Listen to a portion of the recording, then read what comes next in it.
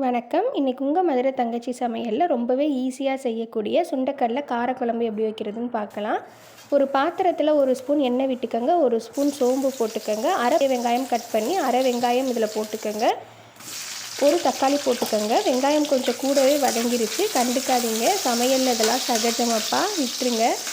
ஒரு மிக்ஸி ஜாரில் அரை பெரிய வெங்காயம் சேர்த்துக்கலாம், ஒரு 10 மிளகு சேர்த்துக்கலாம், அரை ஸ்பூன் ஜீரகம் சேர்த்துக்கலாம், 2 வெள்ளை பூண்டு சேர்த்துக்கலாம், குழம்பு மிளகாய்த்தூள் ஒரு 4 ஸ்பூன் சேர்த்துக்கலாம். குழம்பு மிளகாய்த்தூள் இல்லைன்னா 1 ஸ்பூன் மிளகாய்த்தூள், 4 ஸ்பூன் மல்லித்தூள் சேர்த்துக்கோங்க. ஒரு தக்காளி சேர்த்துக்கலாம், குட்டி தக்காளியாக சேர்த்துக்கிறேன். இப்போ இதெல்லாம் நம்ம மிக்சியில் அரைச்செடுத்து அதை வதங்கினதோடு சேர்த்துக்கலாம். நான் மிக்ஸி ஜாரை கழுவி இதில் சேர்த்துக்கலாம் அந்த தண்ணியை.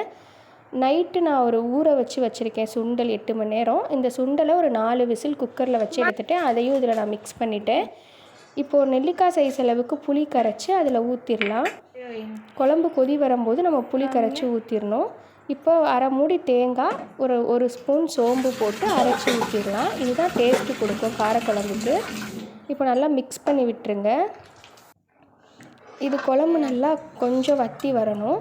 இப்போ குழம்பு கொஞ்சம் வற்றி வந்ததுக்கப்புறம் நம்ம இறக்கிடலாம். இதே மாதிரி நீங்கள் வாழைப்பூ போட்டு வைக்கலாம், வெண்டைக்காய் போட்டு வைக்கலாம்.